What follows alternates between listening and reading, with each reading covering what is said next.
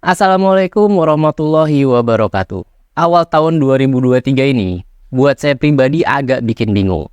Terutama ketika melihat pergerakan pabrikan high performance car di Eropa sana. Dua pabrikan yang biasanya kita kenal menelurkan berbagai mobil dengan catatan akselerasi tercepat, dengan stabilitas luar biasa untuk melindas tikungan di track, tiba-tiba memutuskan untuk bikin mobil crossover yang bukan cuma sekedar kosmetik, tapi kalau kata anak Japsel, literally capable for rally. Nah, di video kali ini, saya akan buat format yang berbeda dengan video-video sebelumnya. Kali ini saya akan gibahin dua mobil sekaligus, yaitu Porsche 911 Dakar dan Lamborghini Huracan Sterato. Tapi sebelum lanjut, jangan lupa klik subscribe dan like dulu, supaya Talkomotif bisa terus kasih konten entertainment seputar dunia mobil yang spesial cuma buat kamu.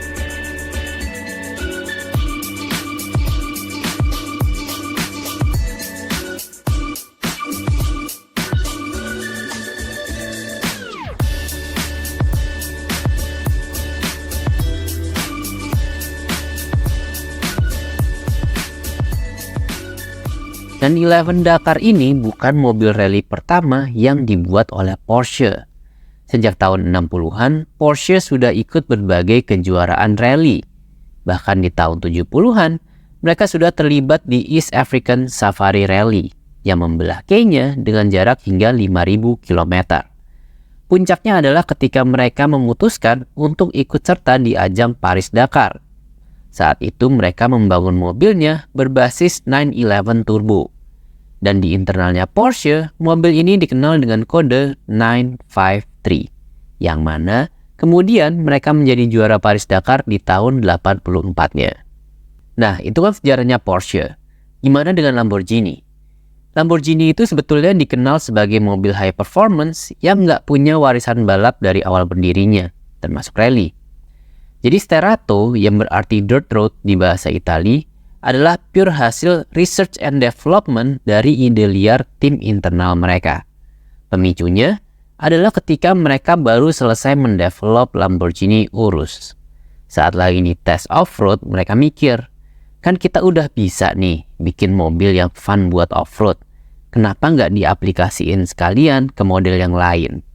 Berdasarkan ide tersebut, mereka akhirnya mendevelop model demonya atau prototipenya, yang kemudian dipropos ke top manajemennya. Hasilnya, Huracan Sterato versi produksi di awal 2023 ini.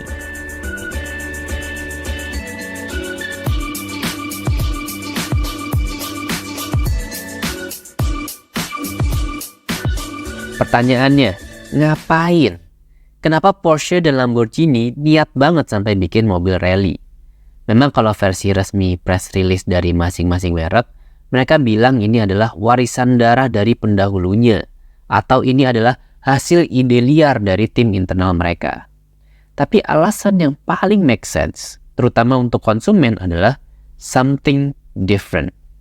Bahkan bukan cuma buat konsumen langsung ya, saya aja sebagai entusias, kadang udah mulai ngerasa biasa aja ketika ada mobil yang klaim top speed, klaim akselerasi, klaim output tenaga. Apalagi sejak ada mobil listrik. Catatan akselerasi semua mobil tiba-tiba di 2 detikan semua. Mendadak semua mobil punya output tenaga di atas 1000 horsepower semuanya. Mendadak semua mobil jadi berlabel hypercar. Opini pribadi saya, munculnya 911 Dakar sama Sterato ini jadi something yang menghibur, variasi yang beda. Ngelihat supercar yang press launch-nya dan habitat aslinya justru bukan di track, bukan di event balap, tapi di gurun. Dan selain alasan sejarahnya Porsche, sebetulnya Huracan versi Sterato ini juga kemungkinan sekaligus jadi perpisahan versi terakhir dari V10 naturally aspiratednya Lamborghini, sebelum mereka masuk ke hybrid seperti di Revuelto.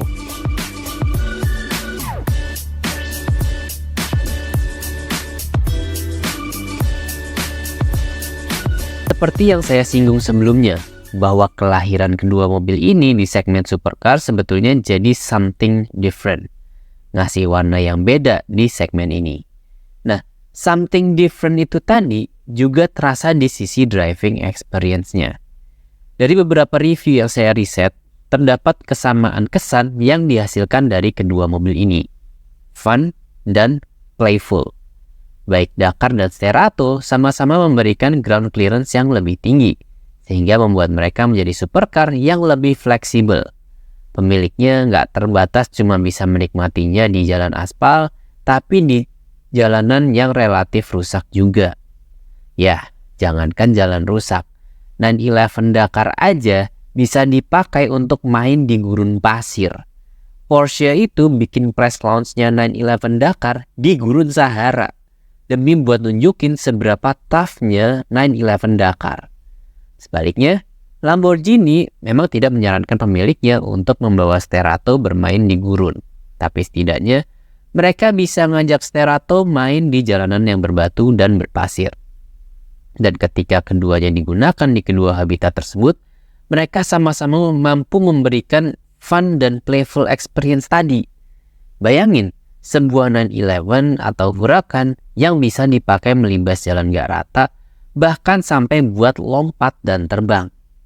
Selain driving experience, kedua mobil ini juga jadi lebih nyaman karena suspensi yang dibuat lebih tinggi dan lebih empuk.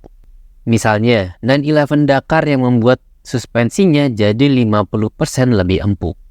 Suspensinya jadi lebih tinggi 50 mm dan kalau dibutuhkan bahkan bisa hingga total 80 mm lebih tinggi. Cerato pun gitu, walaupun cuma lebih tinggi 44 mm, tapi tetap capable untuk melibas lintasan gravel. Memang keduanya jadi terasa lebih limbung, tapi nggak akan sampai separah limbungnya mobil MPV di Indonesia. Biar gimana pun, keduanya masih tetaplah sebuah Porsche dan Lamborghini. Mereka nggak akan bikin mobil yang limbungnya sampai bikin penumpangnya mabok. Oh ya, kita intermezzo. Kayaknya desainnya 911 Dakar ini harus jadi tren modif ke depan deh. Keren banget gitu. Coba deh para modifikator digital coba mobil-mobil LCGC dimodif kayak gini juga. Kayaknya keren juga kali ya. By the way, mobil ini sama-sama diproduksi terbatas ya. 911 Dakar diproduksi sebanyak 2.500 unit, sedangkan Cerato hanya 1.499 unit saja.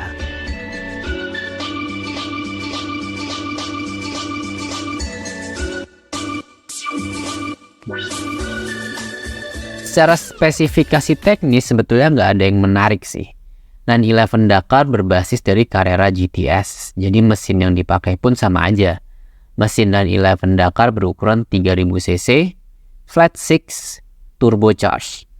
Mesin ini bisa menghasilkan total output tenaga hingga 480 horsepower. Untuk akselerasinya, 911 Dakar bisa mencatat waktu 3,2 detik di aspal, sedangkan di gravel bisa mencatat sekitar 5 detik. Ini cuma sedikit lebih lambat sebetulnya dari Carrera di aspal dalam kondisi yang ideal.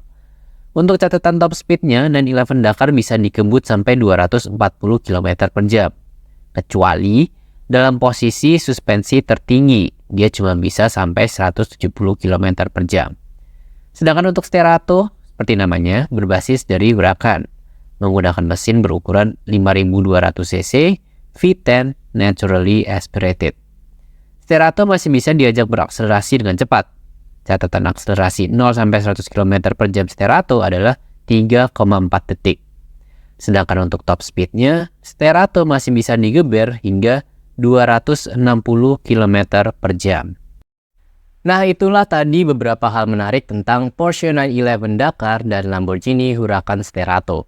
Dua buah mobil yang berhasil memberikan pilihan dan sensasi yang berbeda untuk mobil di kelas supercar. Oke, sebagai penutup, terima kasih sudah menonton video ini sampai habis. Jangan lupa subscribe dan like video ini, dan sampai ketemu lagi di video monolog berikutnya. Wassalamualaikum warahmatullahi wabarakatuh.